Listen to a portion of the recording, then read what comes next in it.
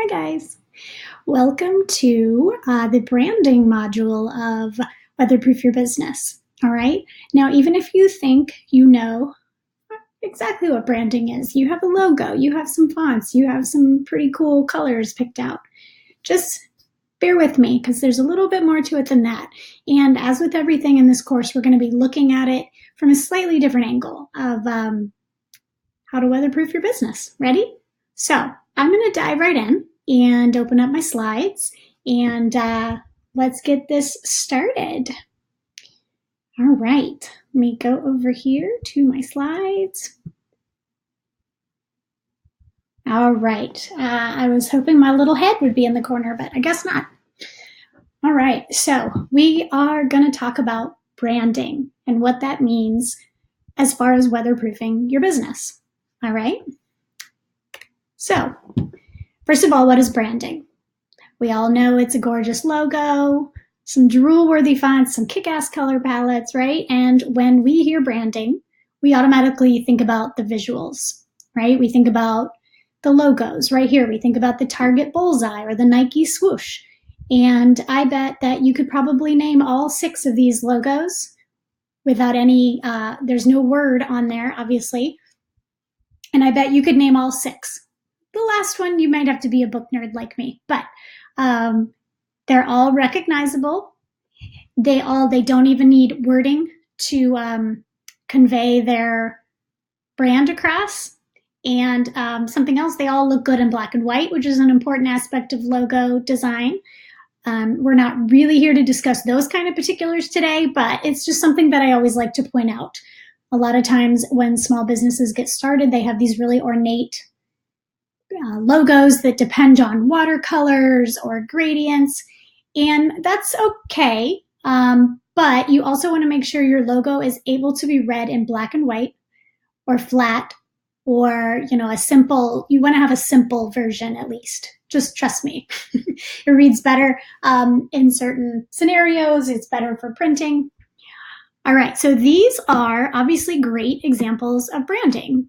These companies spent thousands and thousands and thousands of dollars just developing their visual branding. A good logo can cost upwards of $10,000 for a corporation like Target, Coca-Cola, Instagram, any of these you're looking at.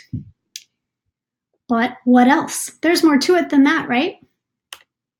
So what I recommend, even before you get started with your logo, I know that's the fun part. The logo is what everybody wants to do right off the bat. They think that's going to be the first thing they should do when they create a new brand. No. I recommend you start with your mission statement. And that is, it's kind of like your elevator pitch, but a little different. It's also one of those things that scares everybody right off the bat. So just know that everybody's nervous about putting together their mission statement. Also know that once you write it, it's not set in stone. You can change it as you grow, as you niche down, as you kind of focus your values, your audience, all of that.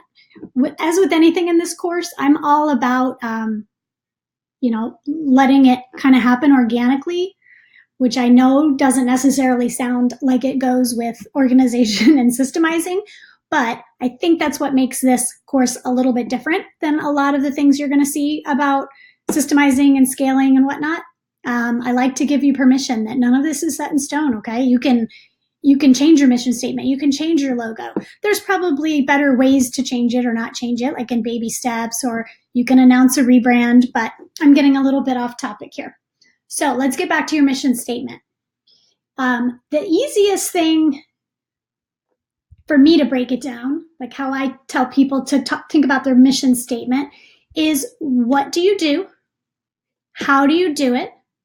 And then either why do you do it or who do you serve, which usually end up being very similar answers, but it's just kind of how you want to phrase it. So for example, for me, for this course, which I use as an example throughout this whole module because you guys are here and you know it, so we're all familiar. I help female entrepreneurs weatherproof their business by teaching organization, automation, and optimization, so their business is prepared for both stormy skies and sunny vacations with cocktails in hand. So did you notice that last little part that I put at the end with cocktails in hand? So that sets up my brand as fun, and it's going to be casual. It's not going to be formal. I'm probably going to talk to you like a friend. We're going to get into all that later. But when you're writing your mission statement, think about what you do that makes you uniquely you, and just convey that in a sentence, if possible, one or two. And if you can, add a little bit of your personality, like I did with cocktails in hand, because that's just going to get your kind of brand personality across right off the bat. All right, let's talk a little bit about color psychology. Whether you are aware of it or not, colors have meaning to each and every one of us. It is kind of subjective, but when it comes to branding, a lot of big brands rely on this psychology when developing their brand identity. I've linked to a really cool infographic that goes deeper into color psychology, but I just worked up some basics right here. Like we have red. I'm going to see if I can. We have red. There I am. I don't like not showing my face. I don't want you guys to feel like I'm just a disembodied voice. So, all right, we have red for bold, passionate, ambitious. Think Target, think Kellogg's. Now, what's funny, I mentioned Kellogg's. A lot of food brands use red because supposedly red stimulates hunger, right? So think about it. You've got Chick-fil-A, you've got McDonald's, you've got Wendy's, Pizza Hut. I mean, all of these food brands are red, but they also inspire like bold and passionate brands. Then pink, obviously, conveys femininity, warmth, nurturing, like Lily Pulitzer, super feminine brand, pink. Mary Kay, I mean, you win a pink car if you sell enough stuff, right? Or is that Avon? I don't even know. Obviously, there's a lot of feminine products that are pink. I can't, the name is escaping me, but there's a diaper brand that's pink. Just nurturing, warmth, like gives you all the warm and fuzzies, right? Then orange, lighthearted, fun, and freedom. You don't see quite as many orange brands, or at least I always have trouble thinking of some, but Zapier is one, kind of in the online world. Zapier is a tool I love, by the way. I talked about it in the business babysitter module. What are some other orange ones? Sunkissed? Makes sense, right? That one's kind of an obvious one. I've just gone blank. Let's move on. This is, this is really me teaching. I don't usually do a script. I just talk, and I hope it feels friendly and approachable, but sometimes you get moments like that. Let's go down to yellow, warmth, happy, optimism.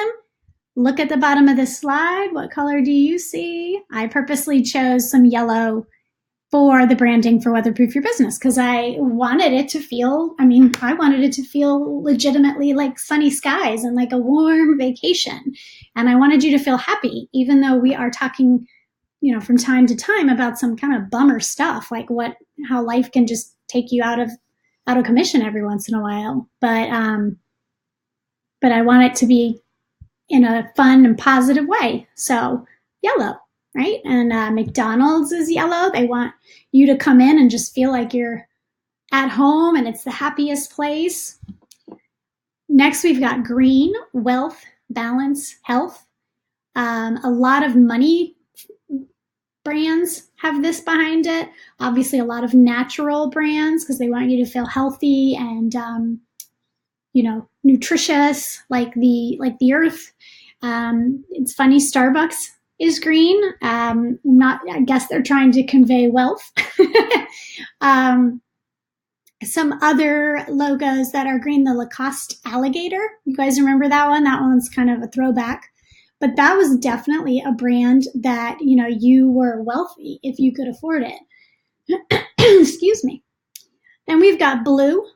Blue represents confidence, trust, security. You're going to see a lot of doctor's offices, healthcare, They're all in blue. I don't know if you ever noticed, but a lot of times the walls in your doctor's office are a really, really soft blue because that's supposed to be the most calming, soothing color. It's funny that you think of a lot of our social media is blue. Facebook is blue. Twitter is blue. Skype is blue. All of these, they were, I guess you could call them pioneers of social media, and they want you to feel confident. They want you to trust them. They want you to feel secure, even though you're handing over all of your information on the daily. Purple is representative of royalty. It shows that you are sophisticated but spiritual. I think it's kind of interesting that the Instagram logo is kind of fades from purple into pink because it is, Instagram has become really the social media, but it's all about aesthetics, and you want to look, sophisticated and put together and curated. But then they worked in that little bit of pink in there, so it would be a little bit more all-encompassing and not alienating. Can you guys think of any other purple brands? Gray denotes practical, balance, neutral. I think a lot of sports, not teams, but sports gear use a lot of grays and blacks. And if you think a lot of men's brands, they use a lot of grays and blacks, which I kind of blend the two together. Black is bold, moody, elegant. If you look at Kate Spade is a black logo. Oil of Olay is just classic black and white. These are all brands that they want to, display sophistication, convey sophistication. I kind of went through that kind of fast, but we all know about the fun, logo side of it. We're going to spend just a little bit more time on the visuals, but then we're going to really dive in to what branding can mean when you're weatherproofing your business, right? All right, all the pretty stuff. All right, so this is where the fun comes in. I'm going to go back to full screen, guys. All right, all the pretty stuff. You've got your logos, you've got your fonts, your color palettes, your patterns, your photos. This is the stuff we all could spend all day long on, right? And just get on Pinterest and go crazy looking at other people's branding and fonts and color palettes and all that all day long. And it is fun and it is important. I definitely don't mean to discount any of this. I skim over it a little bit because I think just already having businesses, we all are aware of this. And there's so many resources out there talking about logos and fonts and all this and helping you through it. I'm going to give you some more. I'm going to give you a couple of templates you can use. But I just want to kind of briefly touch on this, and I'm using Weatherproof Your Business as the example. So you can see there that I've included my main Weatherproof Your Business logo, which you guys have seen in the Member Vault area, on emails. It's in our Facebook group. But then I also have the submark, which is just the little yellow umbrella. So even if I don't want to use words, I've got my little submark there that is recognizable. You can also have a word mark.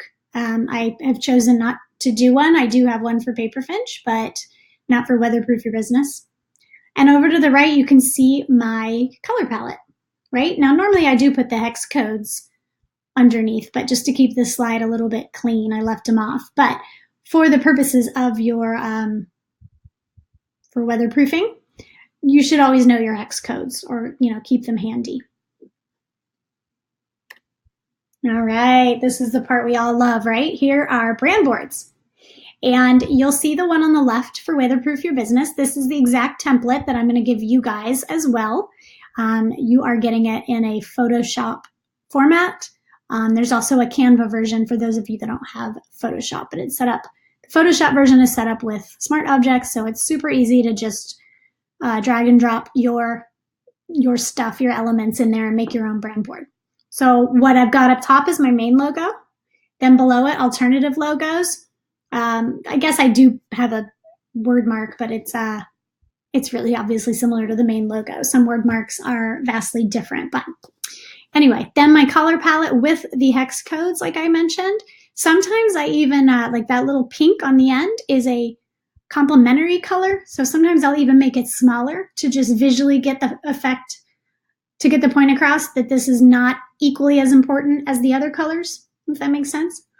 Patterns and elements, I don't use a lot for weatherproof. My vibe, even with Paperfinch, is really minimal.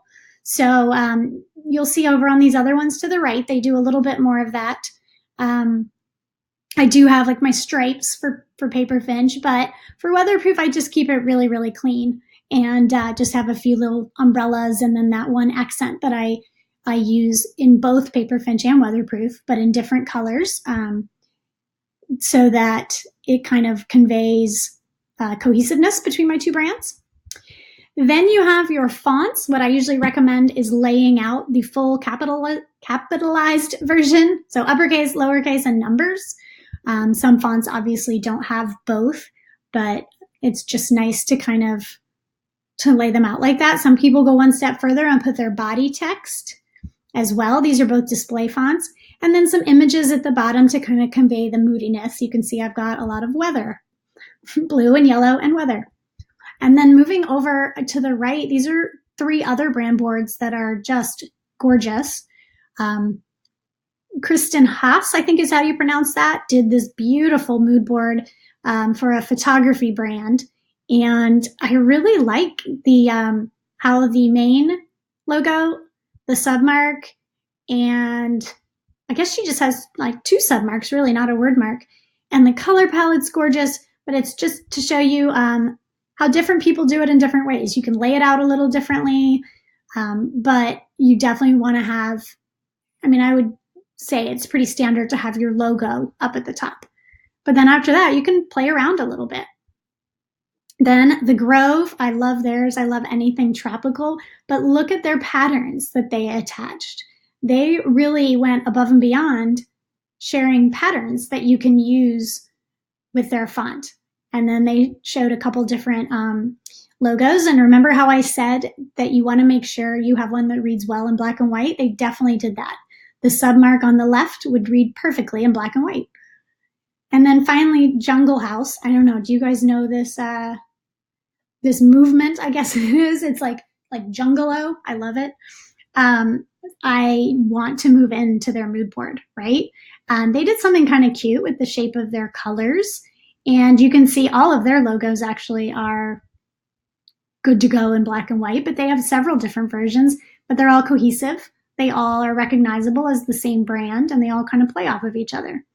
And I like how they included a quote on their little mini mood board down there, explore more, along with their color palette again, and a bunch of pictures showing kind of moody but tropical pinks and greens. Mood boards, brand boards are just so much fun to look at. And then next, there we go, mood boards. Oh my gosh, so much more fun.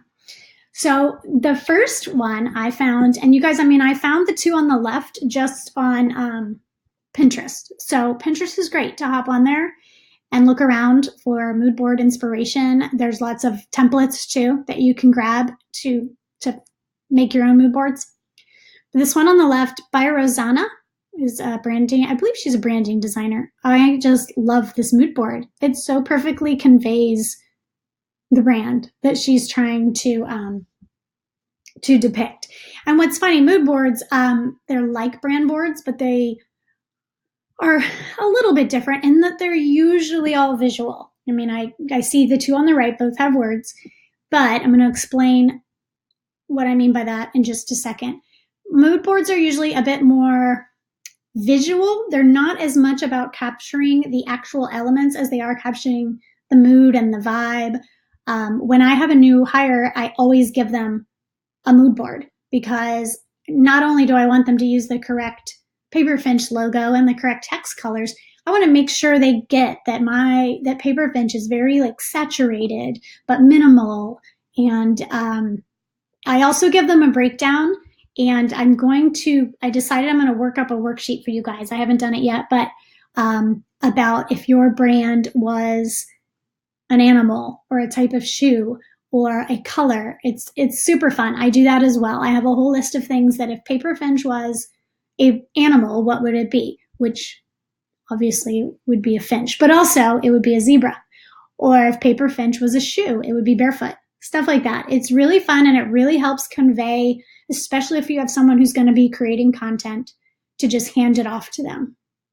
All right, so next we've got Paper and Stitch Blog. I just love their mood board.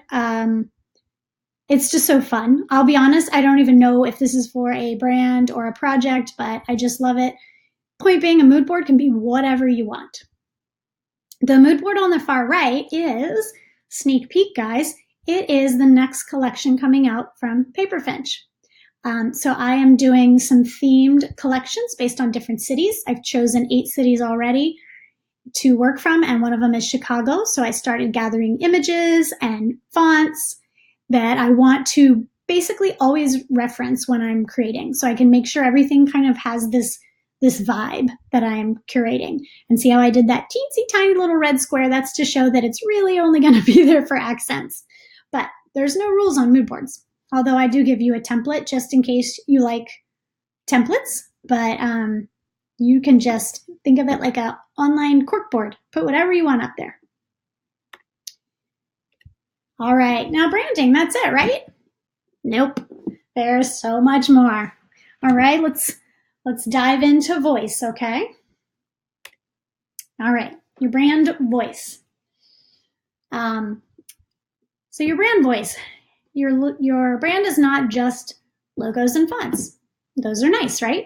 But it's also your voice. All right, if you're not sure what that means, it's your language, your tone, your consistency, and all things written, basically. And then I wrote, it's your vibe, man. Because if you read a brand writing, it's your vibe, man, you would get their tone right off the bat, wouldn't you? You'd be like, okay, it's maybe a little bit hippie, a little tree hugger, but not like over the top, but it's going to be a little loosey-goosey. Like your bank is not going to say, it's your vibe, man. I mean, if they do, then you found a pretty cool bank. Over here to the right is Shopify's voice guidelines. So brands like Shopify have a huge brand guideline book. Like this is just a little snippet of their voice guidelines, and then that doesn't even start to go into their logo and typography and fonts and all that. But this is just an example of what I mean. Look, they lay out, be confident but not arrogant. And then you guys can read all the little notes below, but be empathetic but not overprotective, and be transparent but not blunt. And they give examples below each. So like, don't talk down to your merchants. Don't be pretentious. Own up if we make a mistake. So these are all guidelines. If somebody jumped in tomorrow and had to write content for Shopify, they would have some clear guidelines on how to do it. All right. So on the left, this is a worksheet that you guys are going to get, right? And it's pretty simple, but I hope it just starts you thinking, because the reason that I cover branding in Weatherproof Your Business, even though, everybody knows branding is one of the first things everybody learns when they're starting a business, but you want to make sure that your branding is cohesive, right? If you have to up and leave your business, which, there I am again. If you have to up and leave your business for a few days or weeks or whatever, and you have to have someone come in, whether it's your business babysitter or somebody a little more long-term, or even if you're hiring someone, you want your brand to sound cohesive. You want it to sound and look like you wrote everything, right? And gosh, hopefully you're not, because hopefully we're all to that point where we're just going to grow enough that we don't have time to do it all ourselves, but you want it to look like the same person was working on it, right? So that is why I like to cover branding in Weatherproof Your Business, because it's not just something that you have to worry about when you hire a team. Yes, it comes in handy that you already have all of this laid out, but it's also nice in a pinch if you, do have to bring in a business babysitter, or you do hire someone a little quicker than you initially thought you would, or if you do have to onboard someone during a super busy time. If you're a product person and it's the day after Thanksgiving, and all of a sudden you realize, oh shoot, I need to hire someone and this is my crazy time. I don't have time to train them. At least you'll have little safety nets like this where you can direct them to the brand voice if they're writing emails for you or writing social media content. So that's why I love covering this so much.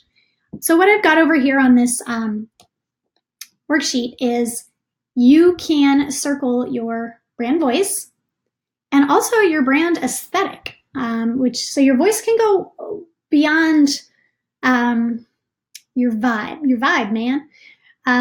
For example, like I'm pretty casual, obviously. I mean, you can even tell from this presentation as I'm popping in and out over here. I'm super casual, fun. I can be a little snarky.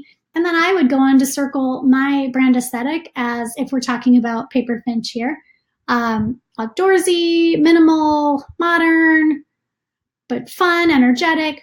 You get the picture. I usually say like keep it to about 4 just so you don't confuse people working on your content. And then you have to think about things like emojis. Yes, no, swearing. Do you swear? Do you get a little sassy in your conversation? And things you might not think about. Do you use contractions? I say y'all all the time. So I say heck yeah. I've said heck yeah for years. So it's like I would write that down. Say heck yeah. Do you use title case, which is where every letter is capitalized? Don't. That's just my personal opinion. Sentence case or neither? Do you like all lowercase? Do you swear? Covered that. How personal do you want to get? Right? Like, okay, is this brand going to be formal? Am I going to talk about my personal life? Or is your social media manager allowed to talk about your personal life or their personal life? Do you punctuate? Actually comes in, it's more important than you think. If you're writing headlines, do you punctuate? If you're doing bulleted lists, do you punctuate? These are things that, although minor, clients and followers and customers will kind of subconsciously notice, and we want them to be cohesive. Do you use I or we? That's a big one that people always talk about. Where do you use I or we? For me, I use we on social media. I use I in my emails, and then I always use I for weatherproof or my personal brand because it really is just me. But Paper Finch is a we, so I use we on social media. Or we use we, I should say. Do you use your industry's jargon? Think about that one, because if you're writing for people within your industry, that's fine. But if you're not, if I start talking about kerning or leading or MSpace, people aren't going to know what I mean unless I'm writing for other graphic designers. Same with photographers or coaches or doctors, whatever you do. Just be aware of that and how much is too much. What words and phrases do you often use? I mentioned y'all and heck yeah. What words and phrases do you never use? I can think of a couple and I don't even want to say them because they're just so not me. And I don't really swear too much. Not that it bugs me, but I just don't. So these are things you want to write down. And then, are you pro kitten videos? It's the most important one. No, it's not, but I thought it was worth putting down. A cohesive brand voice will help your brand stay consistent no matter who's creating your content. That's what it all boils down to, right? We want to weatherproof your business to make sure that it doesn't even occur to anyone that you're not holding the reins, that you're not writing every caption, that you're not pumping out every content. Every content, is that grammatically correct? All right, let's move on to the next slide. All right, this is MailChimp. And whenever there's a lot of verbiage, I just want to keep my face on here so you're not like, whoa, that's a lot of words. MailChimp has like a notoriously good brand guideline manual. I keep wanting to say brand Bible because that's what I call it, but that's not what everybody calls it. If you start looking into stuff like this, they will pop up again and again because their brand Bible, let's just say that, is so good. But look at how they cover their voice. We are plain spoken. We understand the world our customers are living in, one muddled by hyperbolic language, upsells and overpromises, yada, yada, yada. We are genuine. We are translators. Look at that. They say they have to demystify B2B speak and actually educate. Our humor is dry, but they go on to say it's straight-faced, subtle, and a touch eccentric. They're not snobby. And they're never condescending or exclusive. And then look at this little wink wink to the right. They say, a note about Freddie, their mascot.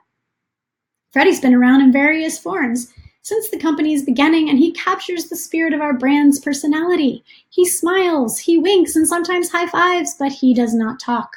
Don't write in his voice. So see, they even did that in a little bit of a dry humor, genuine, plain-spoken way, just like their manual says. And then they go on, I didn't do another screenshot, but they go on with a list of words to avoid, like automagical, funnel, crazy, insane, crushing it, killing it, and ninja, unicorn, or rock star, although they do say, unless you're talking about an actual ninja, unicorn, or rock star. So you can break the rules every once in a while. What is it I'm trying to say? All right, now some final things to think about. Include screen grabs of how you prefer paragraphs and sentence length laid out. For example, I like short little paragraphs. You might have noticed that already. I even like paragraphs to be one line. That's it. Some people might like the look of like a bulky, longer, more full paragraph. But sometimes it helps to lay out a visual of that. Make a list of words, phrases you like and ones you don't. This may not even be ones, I know earlier I mentioned that you use and don't use. You might be to the point where you are okay with, being transparent that you have a team and you want everyone to have their own voice. But at the same time, there is just a list of words that you do not want used. Does that make sense, the difference between those two? Show your grammar rules in action. Do you use the Oxford comma? Do you capitalize proper nouns? A lot of the corporate brand Bibles out there just literally have a list of this is how we spell this. This is how we do this. Words, if they're hyphenated or not. Is email, e-mail, or one word? Think about whether your customer is your best friend or your grandma, because that is going to help guide you in how you talk to them, right? Just kind of always keep that in your mind, and that will help, without you even thinking about it, guide your tone. Make a list of colors you absolutely do not use. It's not necessarily your brand colors, but you may hate red or you may hate orange or like jewel tones, whatever. Just don't use that, even in social media, even in, photos. Try not to get photos of red or never use a black and white photo or whatever you think, but imagery that goes beyond just your logo. Lay out your social media style. Do you like short captions? Do you like long captions? Do you put the hashtags in the caption or in the comments? I know that's a huge debate. I'm team caption, but I keep hearing it makes no difference other than just your aesthetic. Do you write first person or third person? We covered that a little bit earlier, but it might differ in social media than it does elsewhere. So just lay out where you write in first person, where you write in third person. And then do you have a brand mantra? For example, Paperfinch is life is a daring adventure or nothing at all. And while we didn't write that, Helen Keller wrote it. I like to kind of remind everyone who's creating content that that's our vibe. That's our mantra. I keep wanting to say mantra. Why? Mantra. So that everything is kind of filtered through that lens, right? And it may not mean exactly the same thing for everybody, but Nike's just do it. It's not necessarily a slogan, although it can be. They can overlap. I wouldn't call mine Paperfinch's slogan, but Nike's works for a slogan and a mantra, if that makes any sense at all.